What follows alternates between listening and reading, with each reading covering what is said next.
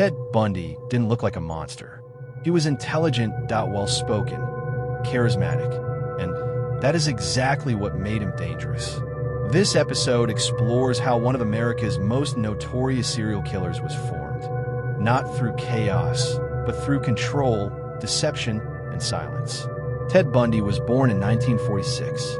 For years, he believed his mother was his sister and that his grandparents were his parents. The truth was hidden from him.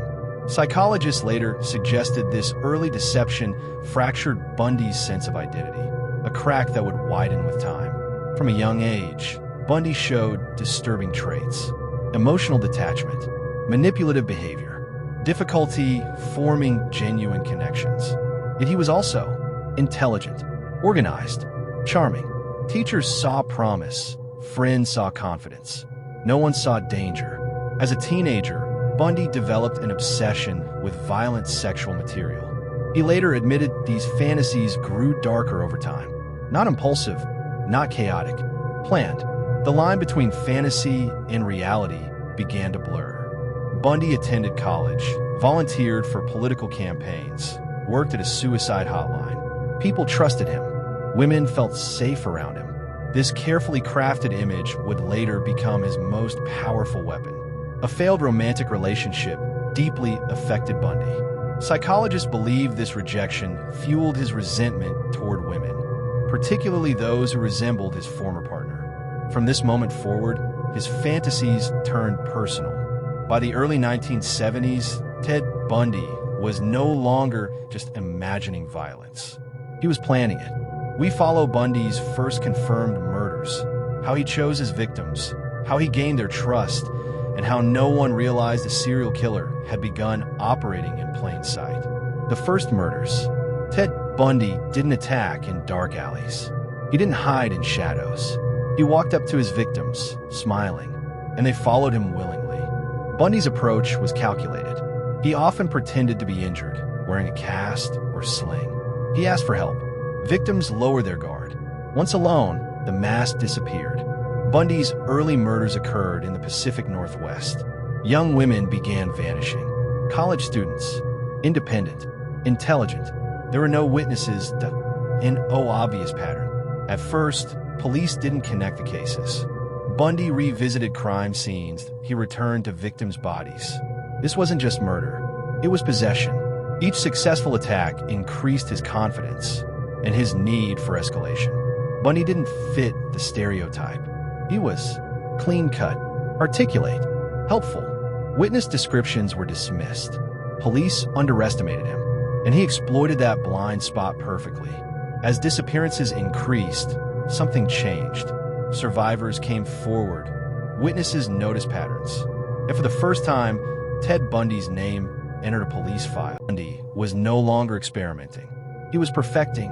What began as isolated attacks became a system, a routine built on manipulation, violence, and disappearance. Bundy stopped killing in one place. He crossed state lines, jurisdictions, police departments. This fragmented investigations and slowed coordination. Bundy knew exactly what he was doing. His victims shared chilling similarities. Young women, college-educated, long hair, parted in the middle. Bundy wasn't random.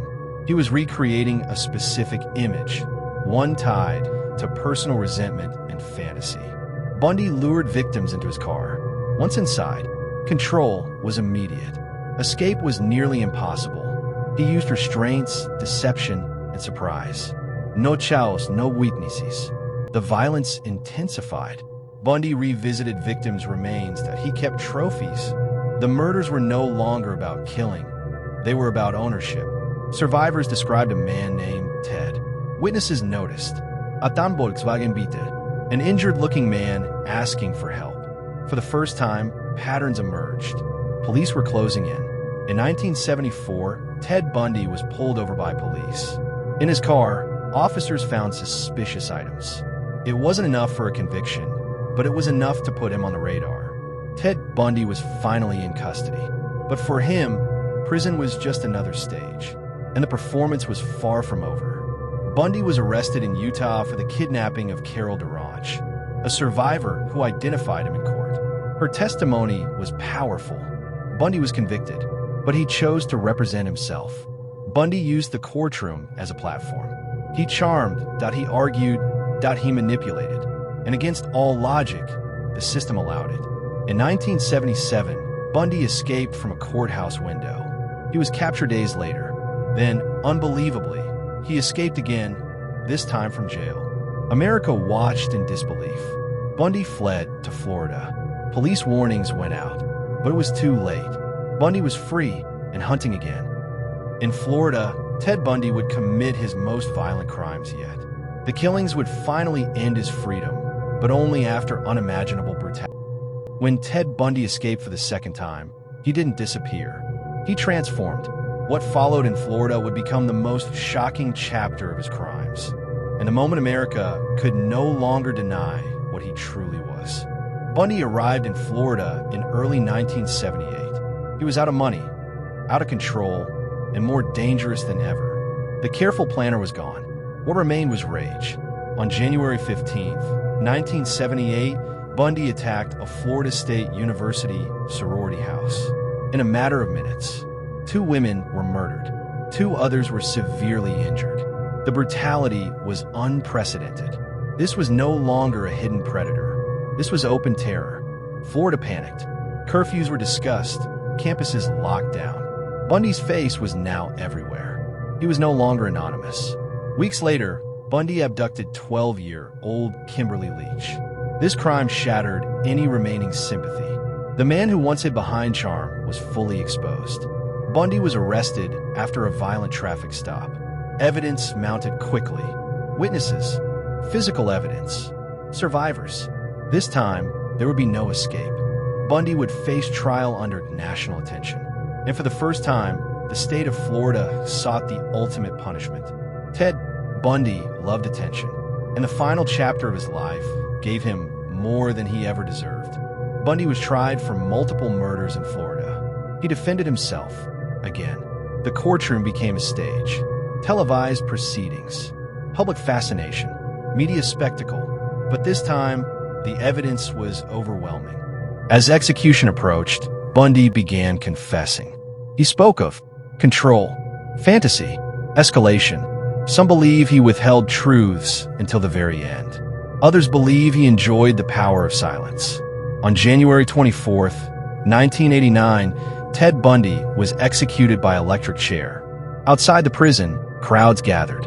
Some celebrated, others reflected. Bundy changed how America viewed serial killers. Charm could hide violence. Monsters didn't look like monsters. Trust could be weaponized. His crimes influenced criminal profiling, media ethics, law enforcement coordination. Ted Bundy was gone, but the lessons remained. And the victims, whose lives were stolen, became the true story history must remember. If you value depth over sensationalism, subscribe to Crime Depth for true crime storytelling that respects victims and seeks understanding. Should serial killers like Ted Bundy be remembered, or should the focus always remain on the victims? Back-end index pointing down, let's discuss.